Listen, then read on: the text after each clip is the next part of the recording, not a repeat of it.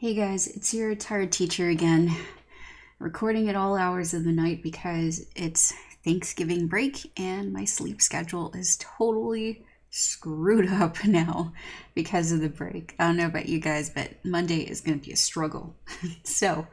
Let's go ahead and continue our discussion on the Civil War, and hopefully I got enough time afterwards to go ahead and knock out Reconstruction, thus finishing off the semester strong.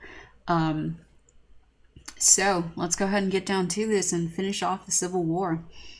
Now, we left off like in 1863. We had talked about some crazy stuff last time. We had talked about the Battle of Antietam. We had talked about Bull Run, which was Manassas. We had talked about Fort Sumter, pros and cons, or rather strengths and weaknesses of the Union and the Confederacy, what almost got Great Britain into the war with the Trent Affair.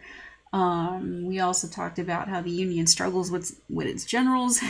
They're going to appoint another one right now in 1863. These guys do not settle on one until they get to Grant, which is almost close to the end of the war. But we also talked about their solid strategy, which was the Anaconda Plan and the blockading of southern ports, and we did also talk about some of the nastiness of the war, like disease, sanitary procedures, amputations, because they amputated practically everything. Plus we also talked about like some cool history, like the Massachusetts 54th Regiment, the all-black regiment that Frederick Douglass helped recruit. Also we had discussions about women in the war as being soldiers and spies and holding down the fort back home, keeping the local economies going. So, we talked about a whole bunch of stuff last time. So let's go ahead and see what turns the tides this time around, because up until about this time, 1863, we didn't know who the hell was going to win. Like, seriously, the Confederacy is going to push all the way up to Pennsylvania.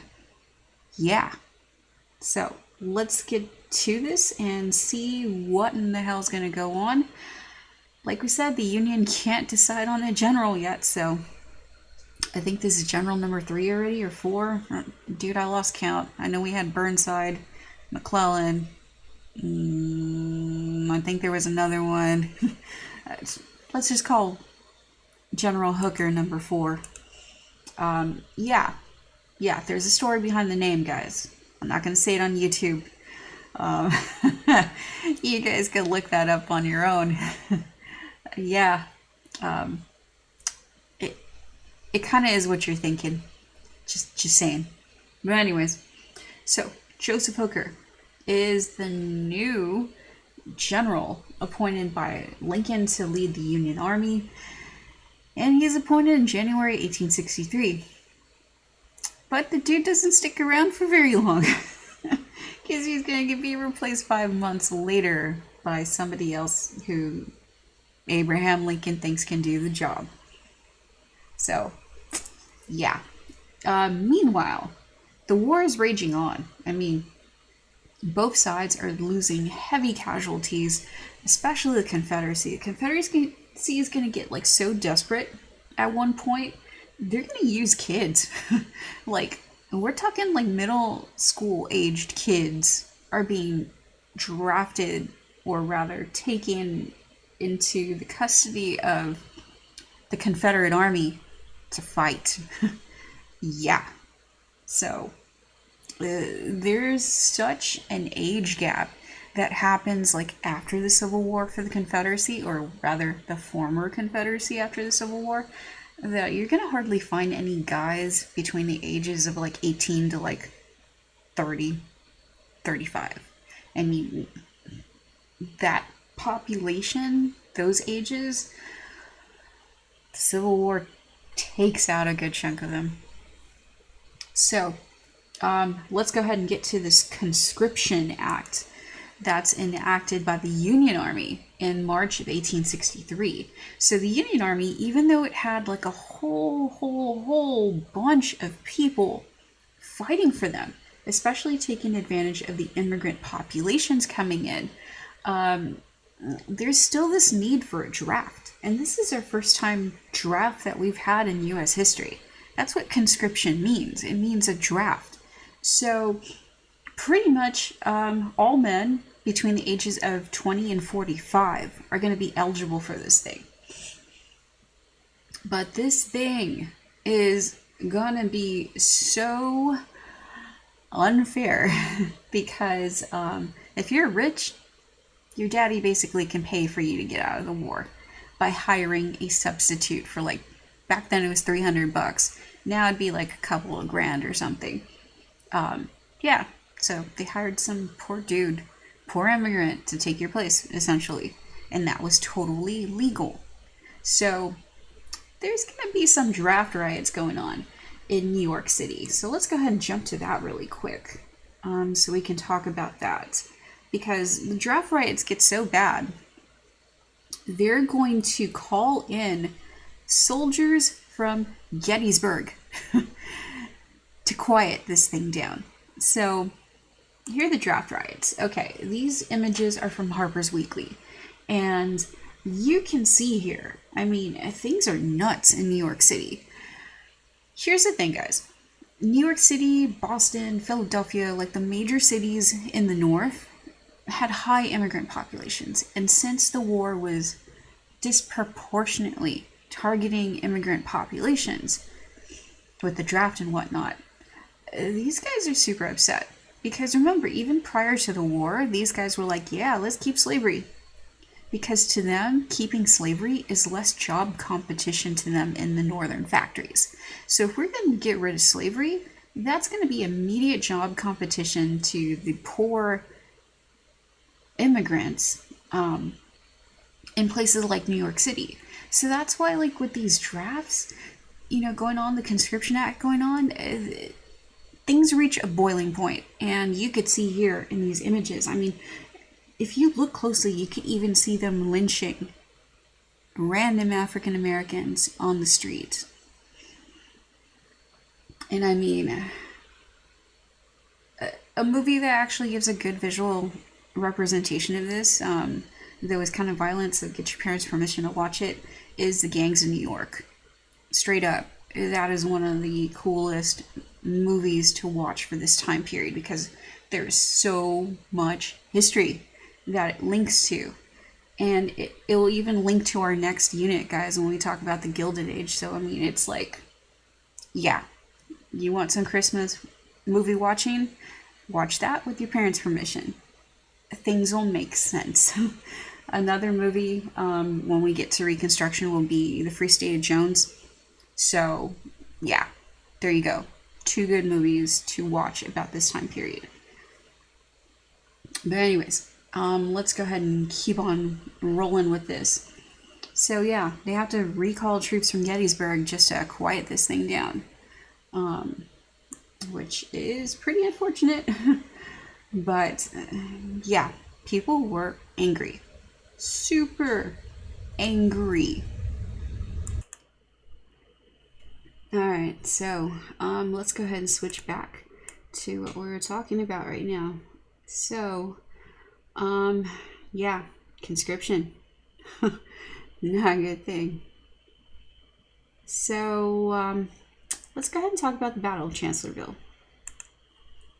So Chancellorsville, General Hooker is there, and he's got 3 goals for this battle. Force out General Lee from his entrenchment at Fredericksburg. Sever General Lee's line of communication with the capital at Richmond, which is the Confederate capital, and crush General Lee's army. All right, there we go. You crush General Lee's army, you crush the Confederacy. At least, you know, in theory. So, what had ended up happening at Chancellorsville was Hooker believed Lee's troops were retreating. And Stonewall Jackson was there. This dude is like freaking MVP of the war for the Confederacy by this point. I mean, it's him and Lee who are like 1 and 2. Pretty much. So, anyways. So, Stonewall Jackson plans like the sneak attack going on. Just to try to like divide up the Union troops and whatnot.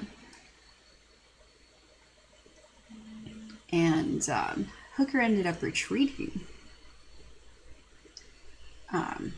which gave the Confederates a victory at Chancellorsville. But holy crap, talk about like the biggest fail for the Confederacy at this point.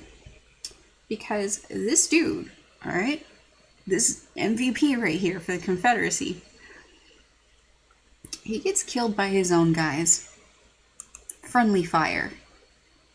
If you ever hear that term, it means one of your own dudes shot you. And so he had to have his arm amputated because, well, infection, right? But from this, he caught pneumonia because he was susceptible to infection. And then he died at Chancellorsville. So what you're seeing here is like West Point cadets. They're like, oh crap. Yeah, General Lee lost his right hand dude right there. He lost Stonewall Jackson. So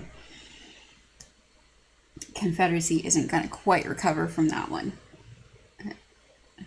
Yeah. Anyways, let's go ahead and talk about Union General number, were we on 5 already? Okay, General Meade. Alright, so once Hooker was defeated at Chancellorsville, General Lee's like, yeah, dude, get out of here. You're fired. Oh, well, not General Lee. Lincoln is like, yeah, Hooker, you're out of here, you're fired. We're gonna go with George Meade this time. And, George Meade's gonna be in charge when we go to Gettysburg. So Gettysburg is going to be the turning point. This is going to be the bloodiest battle of the Civil War. Now, don't get mistaken with Antietam. Antietam was the bloodiest single-day battle of the Civil War. Gettysburg, spanning across 3 days, is going to be the bloodiest battle of the Civil War. There's so many people that die at this battle. Like, it's crazy. We'll look at casualties towards the end, but freaking nuts. So, all right, let's go ahead and dissect Gettysburg. And why the hell General Lee was, like, pushing up to Pennsylvania when he should have, like, veered off to the right and on towards D.C.? If anybody knows the answer to that, put it in the comments. I'm not much of a military historian, so, yeah, enlighten me. All right. So the Confederates had a string of victories, and they're like, yeah, we're feeling awesome. They believe a second invasion of the North would be more successful than Antietam. So they're like, yeah, let's go ahead and head up to Gettysburg. So day one, the Union's like, you know, up there and stuff. And one of their cavalry officers here, John Buford, is going to keep the Confederate forces at bay pretty much until the rest of the Union forces were like, a good chunk of them can like reinforce, you know. So, yeah, so they could assemble the town. But anyways, so the Union soldiers can retreat, occupy stronger positions in the town, thanks to that guy.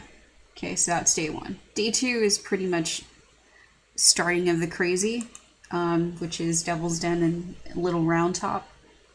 So the Confederate plan was to go ahead and strike the left flank of the Union Army at this place called Little Round Top.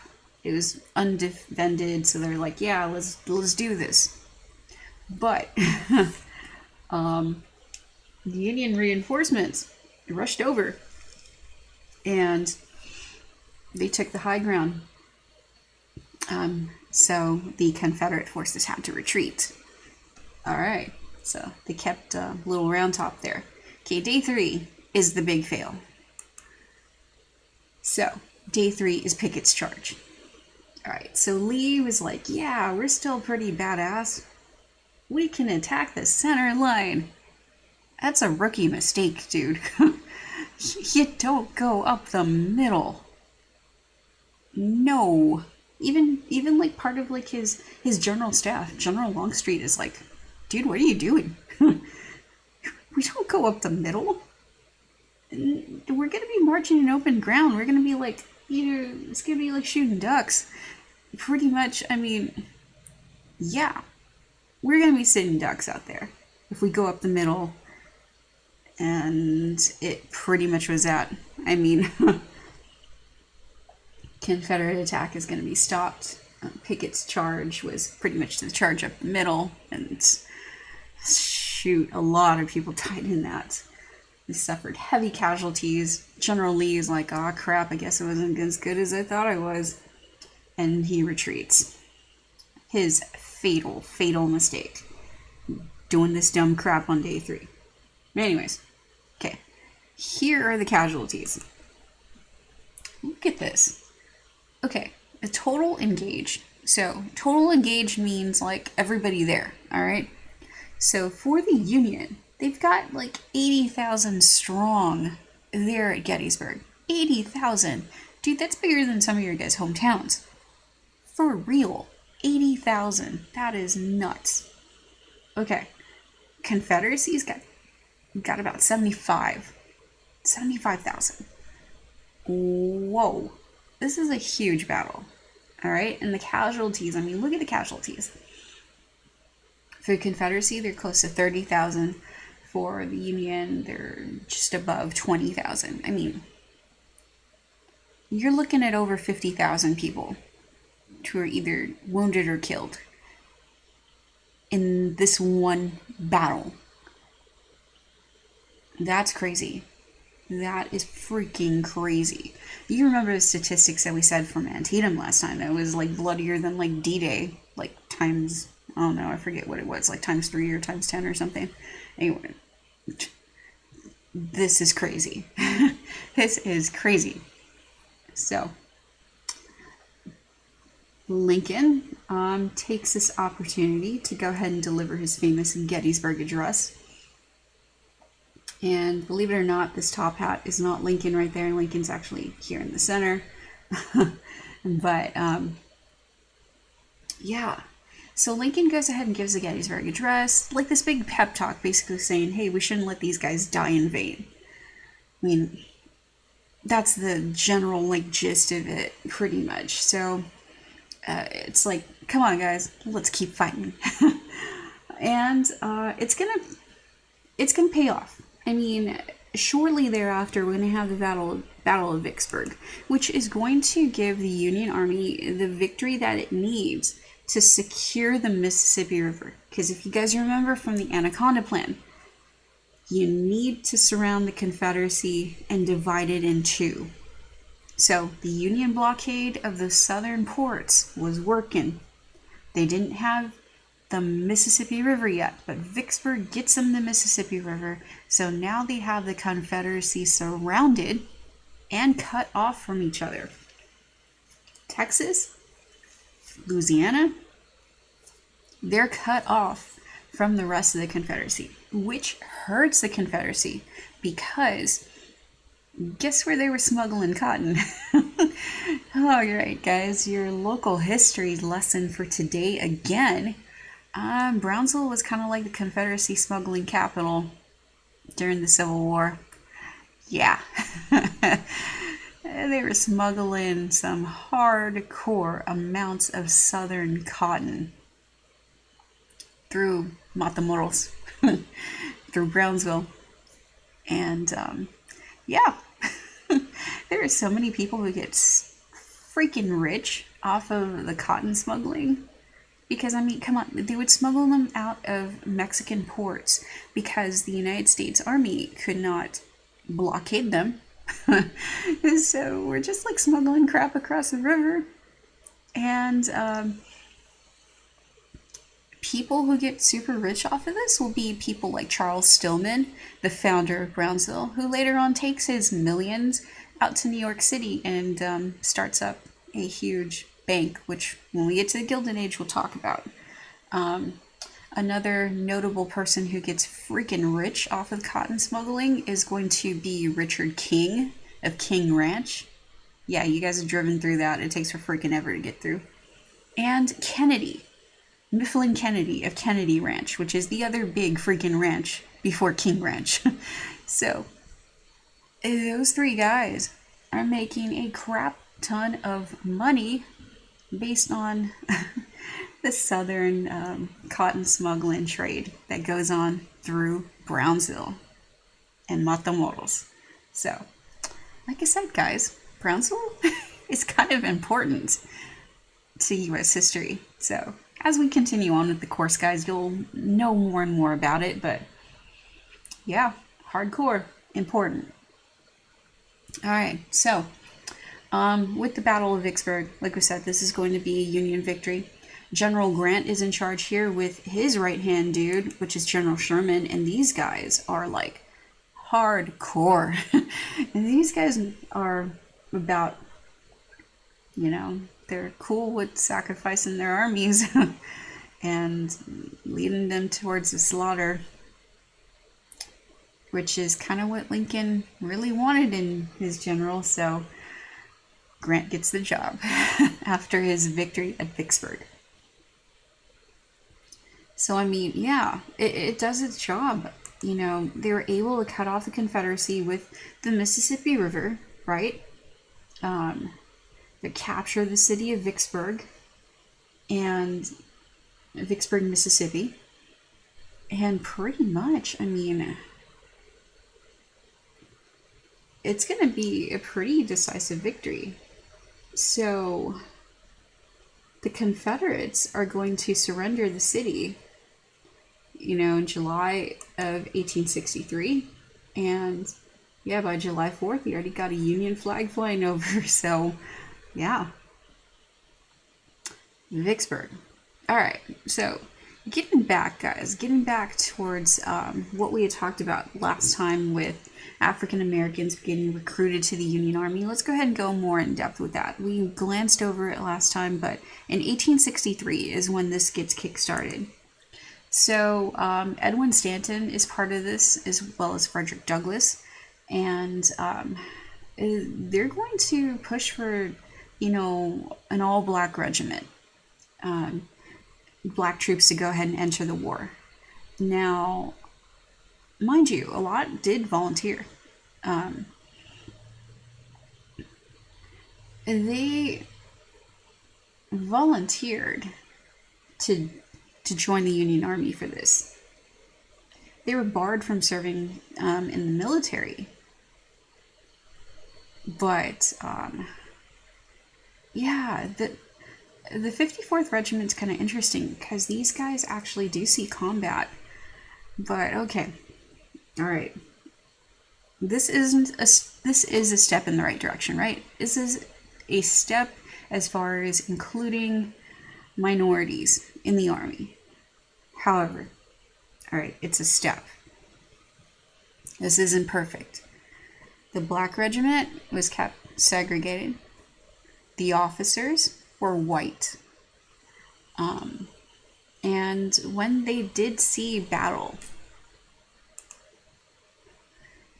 they're going to be led to the slaughter. They're going to be put in the front lines, and a good majority of them die. As far as the Massachusetts 54th. Now, there's going to be other black regiments within the Union Army. One is going to fight here in Brownsville at the Battle of Palmito Ranch, which is the final battle of the Civil War. So, we do have that. And those guys don't die. But the 54th, the most famous black regiment out of the Union Army during the Civil War, yeah, these guys are going to get killed. Bad. There's a movie about them, Glory. It's an old movie, but it's pretty good. If you guys want to check that out during Christmas, go for it. Again, parents' permission, because it's bloody, Civil War. So, okay. Let's go ahead and talk more about General Sherman. Oh, the South is going to hate this dude. Here's why. So, General Sherman is kind of more like a scorched earth kind of guy. He sees something the enemy can use. He wants to get rid of it. So, here's what happens. He's going to march through Georgia. And pretty much everything he comes across, He's going to tell his army to torch. Oh, hey, there's a barn. Torch it. Hey, there's some railroad lines. Torch them. Oh, hey, there's some cows. Kill them, then torch them. Hey, there's some crops. Torch it. Hey, there's a pretty plantation house. Torch it. Whatever. Torch it. Like, it's a blaze going on in the South. Sherman marches through. Fire and destruction. So, he does this not only to weaken the Confederacy, but to attack their spirits. Because how would they react when they see pretty much the South ablaze coming across it? Yeah, it's gonna like mess with your mind, which was kind of the point. So there we go. Now it's gonna be a matter of time for like the war to be over, but Atlanta, the largest city in the South at that time, is going to be captured by Sherman. So yeah, he captures the city. And when Atlanta falls in September of 1864, things are not looking good for the Confederacy at all. But the war is not over yet. They've still got some fighting going on. So, there's an election in the meantime. Yeah, because every 4 years we have an election. So Abraham Lincoln has to run for re-election. And mind you, the Confederacy is out of this because, well, they left, right? But it doesn't mean that there isn't opposition to Lincoln during the war. We talked about them last time, right? The Copperheads, they were Southern sympathizers up north.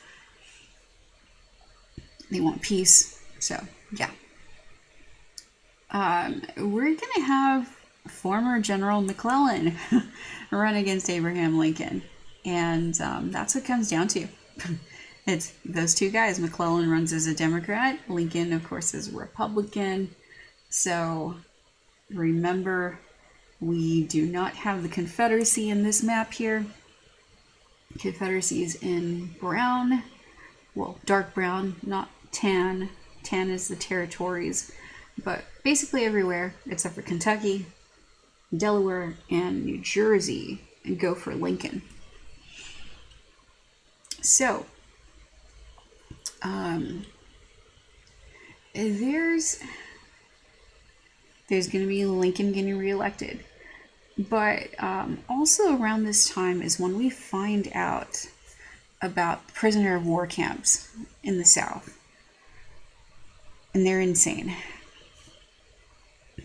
I can't show this on YouTube, but I can show this to you guys in class. So if you remind me, I will show you these images. But if you're inclined to look up these images from Andersonville, okay, it's the southern prison camp in Georgia. Beware, it's going to look like they're Holocaust victims. I mean, when I've showed these to students in the past, strictly for the historical record, because these are primary source documents, mind you, not because I like to show gory stuff. Come on, guys. No. But for real, I mean, to understand the horrors of war, sometimes you get to see this stuff. So, yeah, if you guys so choose, you can look these up. Harper's Weekly had sketches of them. You can find actual photographs, daguerreotype photographs, or tintype photographs, I guess, would be at this time, of the prisoners of war at Andersonville. And they're walking skeletons. Like, they're barely propped up sitting, and they're still alive. There are a lot of people that die at Andersonville because of starvation. Towards the end of the war, when Andersonville is liberated, the Confederacy couldn't even feed itself. They were starving. So how are they going to treat prisoners of war? Worse. So yeah, Andersonville is a horrible, horrible place. I think Point Lookout was the Union equivalency to this, but they weren't treated nearly as bad. Point Lookout is the Union POW camp. Confederacy, Andersonville. So, you want some crazy stuff to look up? Look that up. Yeah, it's brutal. Very brutal. Here's the information on Point Lookout. And Elmira, that's another one. So, prisoner war camps were no joke. Alright, let's end this war, guys.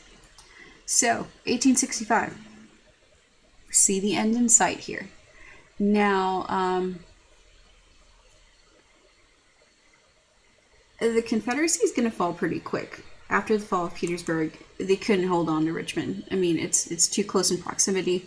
The Union Army is already marching in, so Richmond, Virginia is going to fall April 2nd and 3rd, 1865. Look at how tore up it is.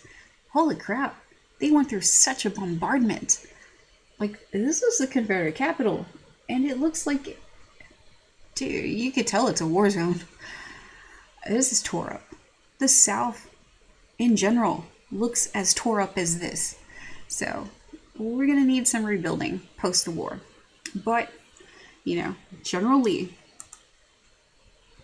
who was Mr., #1 at West Point, Mr. like all-around all-star general, both sides wanted him,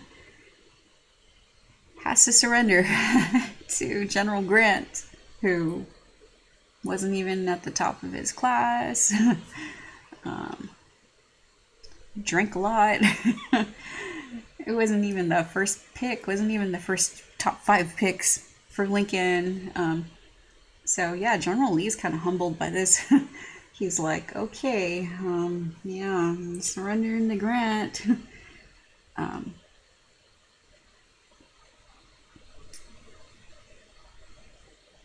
Look at his quote here. There is nothing left for me to do but to go and see General Grant, and I would rather die 1,000 deaths. Oh. Enough said. Okay. That is damn. Yeah. You could tell, did not enjoy this. So, the Confederacy officially surrenders at Appomattox Court House, and on April 9th, 1865, the war is over. Well, let's go ahead and take a look at the overall craziness of this. Alright. We've got 365,000 Union dead, 265,000 Confederate dead, 375,000 injured and wounded, and you best believe they probably are amputated. A good chunk of those guys.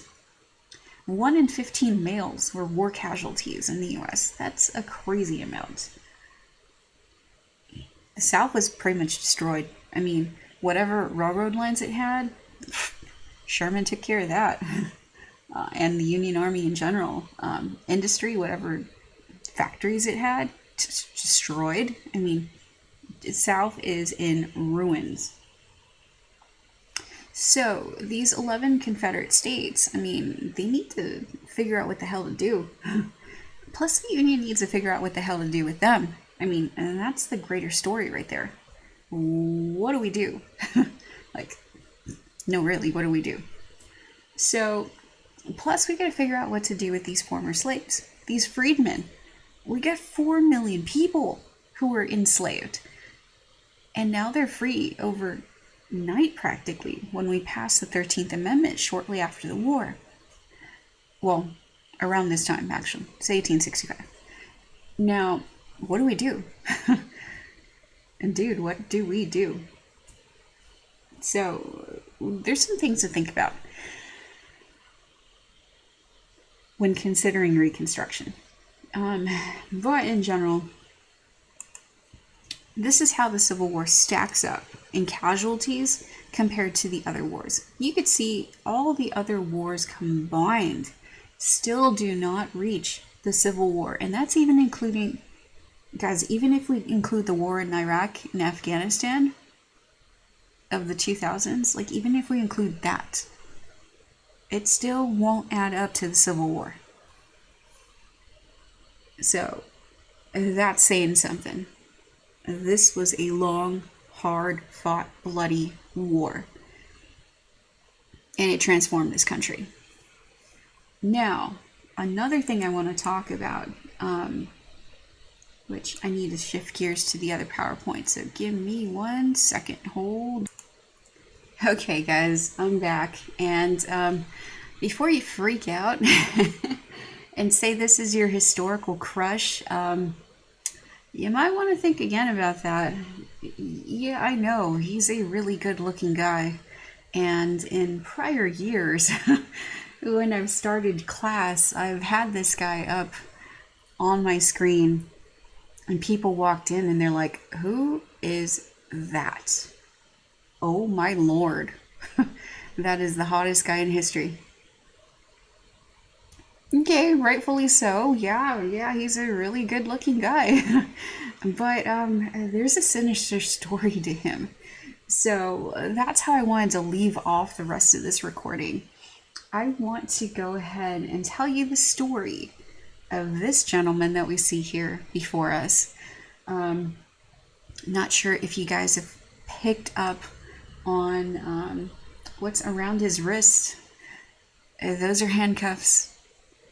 What you're seeing right here, guys, is a mugshot. A Civil War mugshot. So why is this guy in what looks like a prison cell? It's really the bowels of an ironclad ship that this guy is on, and he's in federal custody. So what this has to deal with is the assassination attempt, or rather the assassination conspiracy going on, where it was going to include the likes of Secretary of State William Seward, I think Secretary of War Henry Stanton, if I'm not mistaken. I know for sure Secretary of State William Seward, and of course the assassination of Abraham Lincoln. So sit back, guys. Let's go ahead and spend a few minutes on this, and this will conclude our talk of the Civil War, because Lincoln's assassination happens a couple of days after the surrender at Appomattox Court House.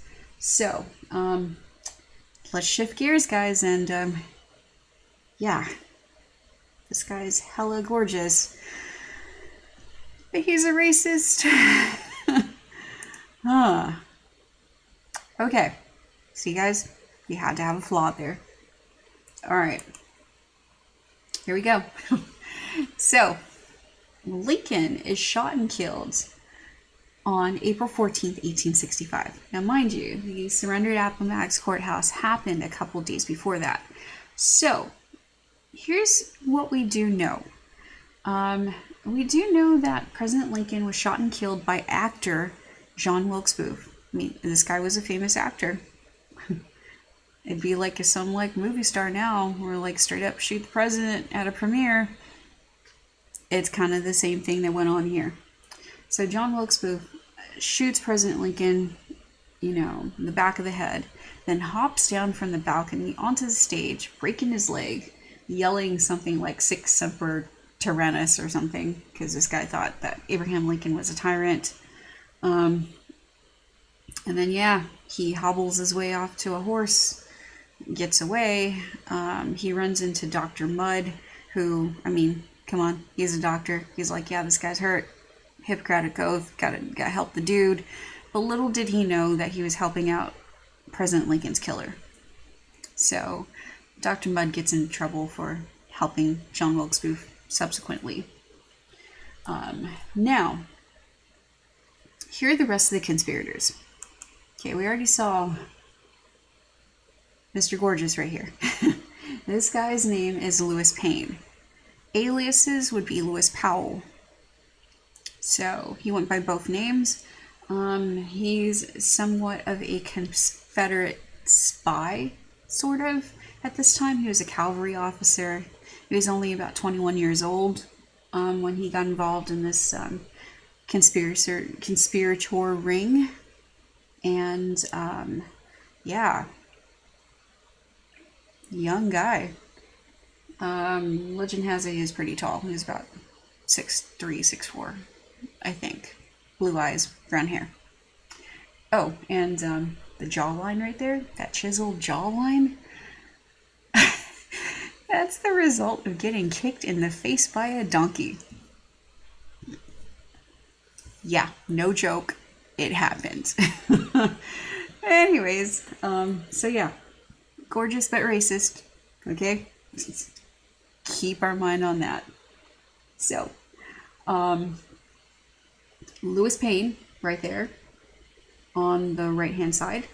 Then we've got, let's see, rounding out the group here, we've got John Surratt, which I think is on the left-hand side over there. I think that's John Surratt. George Azardot, which is right in the middle of Mr. Gorgeous, Lewis Payne, and John Surratt right there. Then on the bottom, we've got Mary Surratt, John Wilkes Booth with the cane right here. We've got David Harold, which I think is the guy on the right, and then Samuel Arnold, which is the guy with the bow tie and the mustache kind of looking thing. So, on the bottom. So, yeah. That's pretty much the conspirators. And President Lincoln didn't have Secret Service at this time. So, that's why you guys are probably wondering, like, where the hell were his bodyguards? Well, he didn't have any. He had guards with him, but the guard went to go drinking at the saloon during the play, and yeah, that's what happened. But these conspirators met at Mary Surratt's boarding house to go ahead and, go about their plan and whatnot.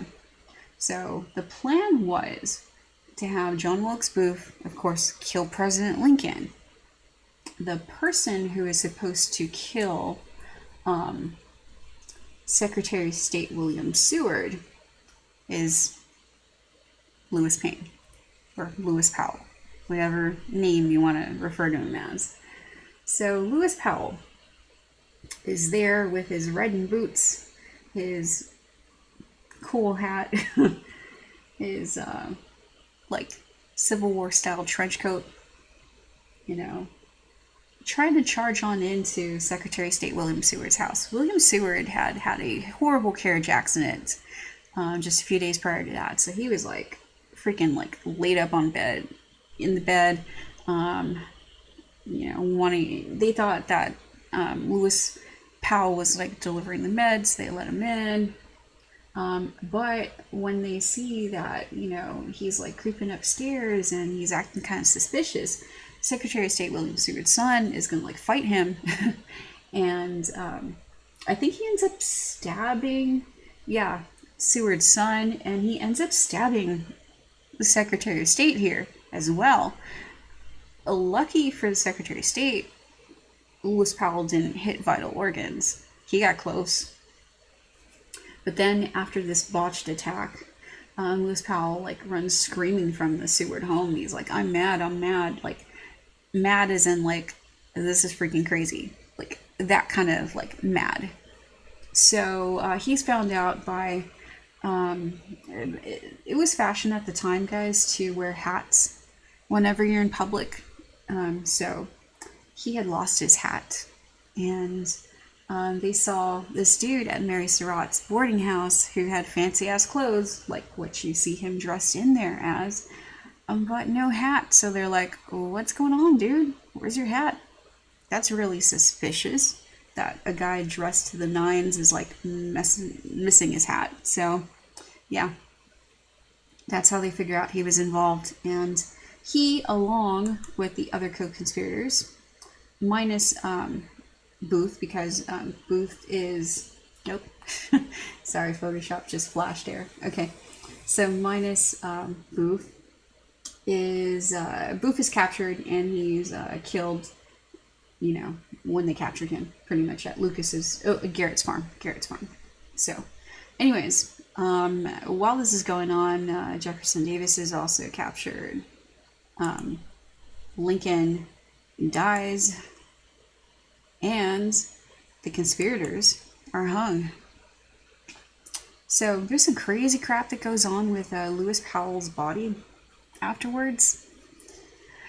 Apparently, his skull was separated from the rest of his corpse. We don't know where the rest of his corpse is, but we found his skull in the Smithsonian amongst Native American skulls, and they barely buried that thing in the 90s.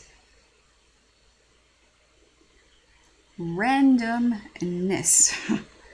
But anyways, no, he doesn't have kids or any descendants. Come on, the guy was only 21. He wasn't married yet. Though it was customary to be married by that time, he wasn't. So, anyways, yeah. Just don't have any ideas about cloning the dude from the skull. No. Don't have any ideas of, like, trying to find his DNA somewhere. No. Okay, no. Trust me, that's come up in the past in this class. Some people take this too far. The guy is dead, and he's a racist. Yes, he was very gorgeous, but come on, guys. No. Okay, no. All right. So, now that Lincoln is killed, Andrew Johnson, his vice president, is going to assume the presidency. And we will continue with the discussion on what President Johnson does, also what Lincoln had planned for Reconstruction before his death, in the next video, which will be all about Reconstruction. So I hope you guys enjoyed this crazy ride here. There you go. One last look for you guys before we go. So, all right, guys. I will see you later. Oh, by the way, this was going to be the phone jail image. Yeah, phone jail was a thing I gave extra credit for, like putting my phones up in those pockets by the door.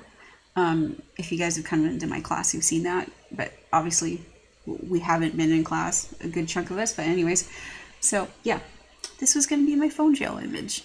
So you guys would have stared at him every day. Okay, all right, I'm going on a tangent here. All right, guys, I will talk to you later in the next video about Reconstruction. Okay, bye.